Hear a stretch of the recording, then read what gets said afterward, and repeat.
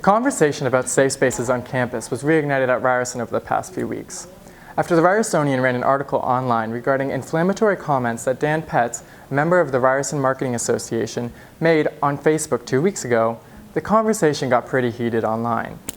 We sat down yesterday with Petz and the VP of Equity from the Ryerson Students' Union, Rabia Idris, to talk about what safe spaces on campus look like and what we as a campus can do to better deal with them when we're talking about them in the future.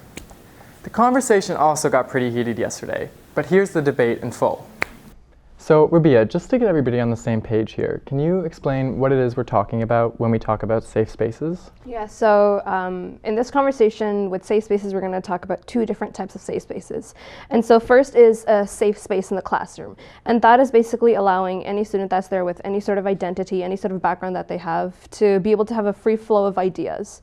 And the second sort of safe space we're talking about is a actual physical safe location for different identity groups. So for example, a student who is from the LGBT community will have a safe space on campus, which is kind of like a room that everybody else who is from that same community can come and get together, can organize. And right now on campus, we actually have 6 of those safe spaces. It's the RSU Equity Service Centers, and those are free from anybody who does not identify with that community to not enter that and let that be kind of like one room on campus, aside from this whole huge campus to just organize basically.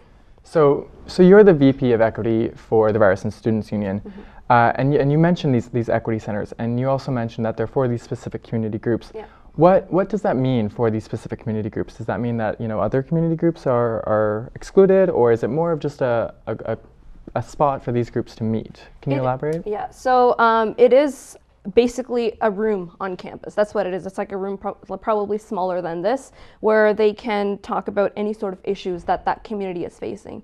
And so the thing with creating solutions or events or anything with certain communities is to have people who are from that community themselves come and do the organizing, come and do the talking, come and do the solution making basically. And if we look at the whole campus itself, anybody is allowed to access it wherever. So for one group who is marginalized, who is oppressed, to ask for one room on campus just to organize, just to have that as kind of a safe space away from any sort of oppression or trigger, I don't think that would be too much to ask for. And so, for example, if there's an organizing meeting, I think it should be respected that if you don't come from that actual group, that you just let these people organize and create whichever events or anything that they want to do. Right. Okay. Yeah. Yeah. Okay.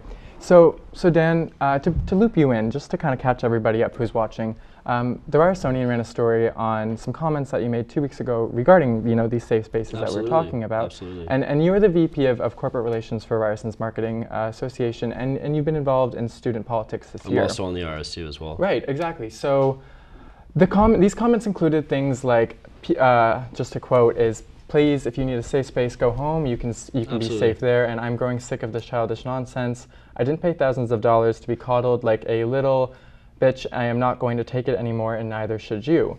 What was kind of the inciting factor, for these comments? And absolutely. Well, first of all, the reason I had to kind of use, such profane language was, to get a voice, to get me on stage. And look where I am now. We're talking about these issues, and to allude to the point where, you go home, you can be safe there. I wasn't referring specifically to people who have abusive environments at home. We have channels and platforms where those people are taken care of. I was referring to people who simply don't have the emotional maturity to be in a university, an institution of higher learning. We're not running a daycare center here, okay? This is a university where you go to see differing viewpoints, and to be scrubbing the campus clean of differing viewpoints, of dissenting, political discourse, things like that, is really the antithesis of what a university is supposed to be. Students, I've had a vast majority of students who are afraid, some of them are here, who are afraid themselves to speak up and talk about certain things because of the intimidation, the bullying. It's really a bully tactic. It's not about being nice, it's about control. This is what this whole movement is about. And I really think that it's quite regressive. They say it's progressive, and Rabbi, you said it's a solution.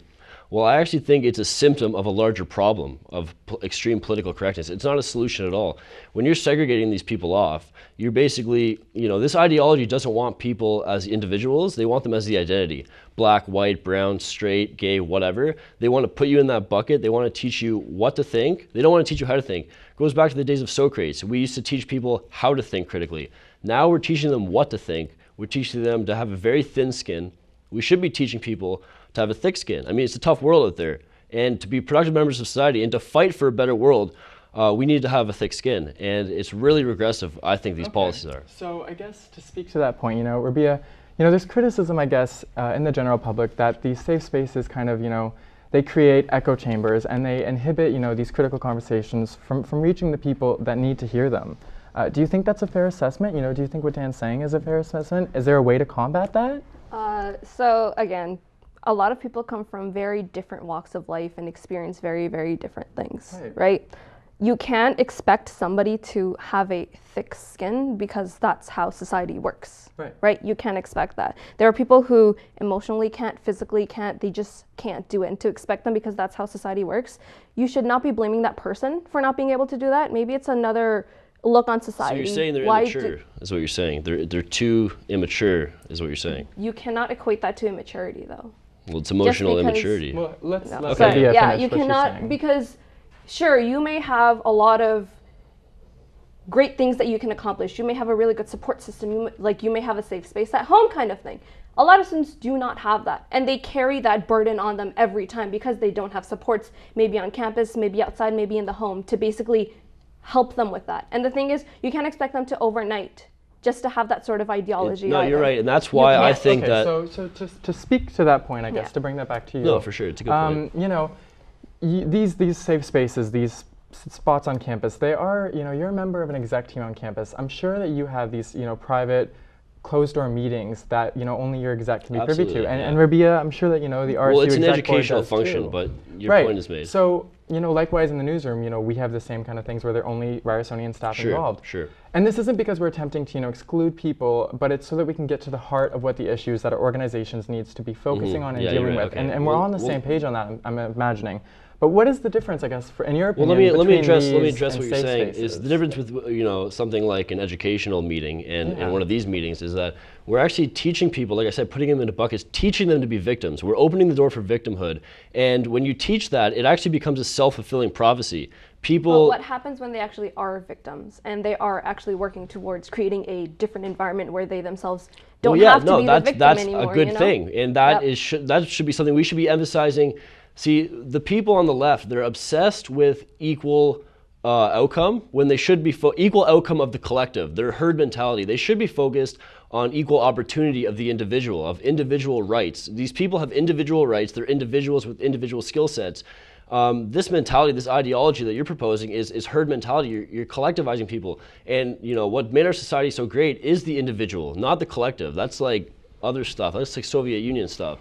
And it's leading down a very slippery slope. When you're censoring free speech on campus, when you claim to be the VP Equity, but when you're kicking out... Well, she is the VP Equity. You're claiming to be equal. When you're kicking out white students because of the color of their skin at a racialized students collective, having that policy on the books, but when that's not very good. When white students themselves are not racialized, I don't understand. How do you know that? You're racializing me right now by saying I can't go to these spaces. So see, that's another thing. There's a lot of learning and unlearning that I see that you need to do. You need to do the learning. No. Well, okay, so to tamper down and step back, the conversation around these safe spaces and where they're places on campus, it is obviously a sensitive issue as we're seeing right now. Yeah. But that doesn't mean that the criticism and being talked about in a critical way isn't necessary. Looking forward, what can we as a school community, do to ensure that we're treating this issue with the sensitivity and the tact that is required when we're questioning these issues? What can we do? So a lot of the Equity Service Centers actually hold a lot of events where any student on campus can come and learn about why these Equity Service Centers exist and why these students have issues and why these issues are valid. Okay. Right? And so what I do is I ask anybody who kind of questions why these centers exist to please come out to these events and actually try and learn with an open mind. Like, I'm sitting here, I'm listening to what you say. I'm a business student, I totally, I can understand where you're coming from, but I can be critical of a lot of things that you say, the same that you're going to be critical with a lot of things that I say. But again, just try and learn. Hear the other person out of why they are collecting, why they're organizing, I do totally understand what you're saying, but I'm actually saying that it's working against the goal of what you're trying to achieve. Because again, you're fulfilling this self-fulfilling prophecy. You're obsessed with equal outcome of the collective, but you should be focusing on the individual rights and the equal opportunity of the individual. Not outcome, opportunity is what you should be focusing on. And I don't get it. Can you be a little more specific? Yeah, I'm totally lost on that. I think just re-clarify what you were what I'm saying is that, it's the herd mentality, right? Like, everybody who's in one group, they put them in the bucket of whatever segment is, say it's straight or white. You put them in the bucket, you teach them, now they're in this bucket, now they're part of this collective, and now the collective is taught what to think and what to get offended by. And you see people all over campus that are of these racialized or are of different demographics, but they don't need the safe space because they're smarter than that. They are more emotionally mature. See, that's the thing. You can't tell people what safe space they do and do not need. That's on their own self to ask if they need a safe space. Well, you're right. We've created a society where people need safe spaces, and you're absolutely right. And I think that we need to reverse these steps. So I think the first step is we should restructure these safe spaces so people still have an opportunity to speak about their issues. I think that's important. I think we should restructure these safe spaces into student groups so the potential for abuse is removed. The potential for abuse of segregation is removed. We can't be segregating students with public funds. What is the potential for abuse kind of, what are you The potential for abuse is at a safe space. You have the two white kids in the event, the Racialized Students Collective, getting kicked out. See, I don't find that acceptable. And as a VP Equity, you should be, totally outraged by that. Not really, because if it's talking about, can you please not make noises back there? Anyway, so if you are talking about issues that racialized students face, right? If I am talking in a classroom, there's going to be white people, black people, everybody around, and they can listen, right? If I want to talk specific issues that racialized students face, I do not think that white people need to be in that space. Because racialization is people who are other than white. That's what being racialized is. So you're basically drawing a battle line between. But that's the thing. Like, what I see is happening is that they're demonizing white people. Well, okay, they're drawing battle lines. Back up. When we've heard kind of what the response is. So Dan, what would you propose? Yeah, no, great question. As the fix, kind of, what are you saying you want to see happen to these safe spaces in the future? It can't be done overnight. These people have become dependent on these safe spaces. So we should have a place.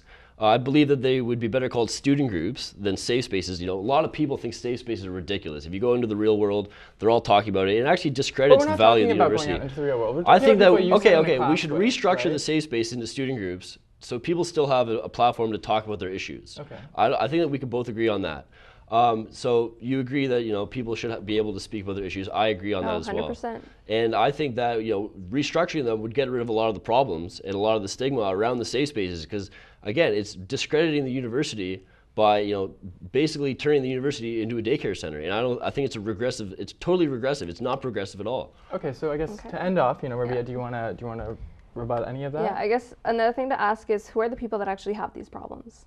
That's what I want to know. Sorry? Who are the people that have these problems? Have what problems? Right, problems with safe spaces. It's people who do not access safe spaces. That's the thing, it's people who do not need safe spaces. Well, it's an issue of free speech in society. But see, that's the thing. We have free speech, but there's a limit to that free speech. If your free speech is impeding on somebody's right to exist, impeding on somebody's right to basically There's no limits to free say whatever speech they in a free country. This is something that is a fundamental disagreement. If you say something discriminatory against me as being a woman, being a Muslim woman as well, you do not have that right to free speech. I have the right to do it. Within the law, I do have that right. So you need to read the Constitution. Oh, I think you do as well. You're right, Again, there's a lot of protections. There is a difference between harassment. Okay. I don't agree with harassment, but I agree with free speech. And people need to realize, I don't agree with hate speech, but hate speech is free speech. To an extent. If you're harassing or threatening someone, I don't agree with that. I'm not a mean person. You say the idea is I don't care about these people because I'm denouncing safe spaces. It's the opposite. I care about these people, and I think that the safe spaces are working against the end goal. When you're segregating yourselves off into ever shrinking subsets of the population, you're actually being regressive. You're not being progressive at all. Okay. Is there any last closing point? We've heard from Dan on where he wants to leave. Where do you want to leave off with this? Again, the thing I want to end off with is that you're basically speaking on behalf of people who need safe spaces and telling them what is good for them. I do not have the right to tell the LGBT community what's good for them because I am not from the community. I have no right to tell them what to do. Well, I have the right to say whatever I want, really. You do, but it depends on who's listening. If not they really. don't, it does. They don't have to listen. That's what Rabia finished what she's saying. Yeah, they don't have to listen to you. Most likely will not. They will keep on organizing. Racialized people will keep on organizing. So, thank you. I just want one rebuttal to that point. Well, I think we've reached our time limit, so we're going to say, I think we've reached our time limit. Then why do they care about what other people say? If they're not listening to what I'm saying, why are they so effective? We've reached our time limit. So thank you both for joining us today. We really look forward to continuing this discussion, further on campus. But thank you so much for taking the time to talk to us.